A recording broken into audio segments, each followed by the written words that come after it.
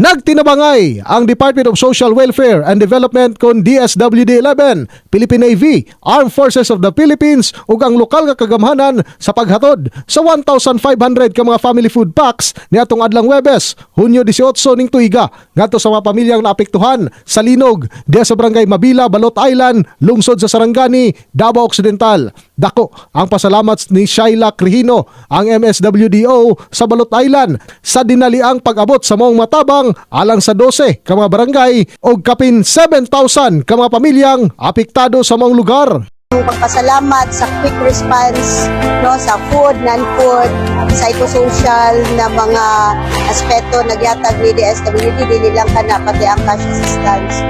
Base sa pinakaulahing datos as of June 18, maabot na sa 30,846 ka mga food items o 632 ka mga non-food items ang na-deliver dahil sa lungsod sa Sarangani. Samtang, gimando usab ni DSWD Secretary Rex Gatchalian ang dinaliang pagpatuman sa emergency cash transfer kon ACT alang sa mga biktima sa tibuok probinsya. An emergency cash transfer can be done on waves. Pampauna para masimulan na.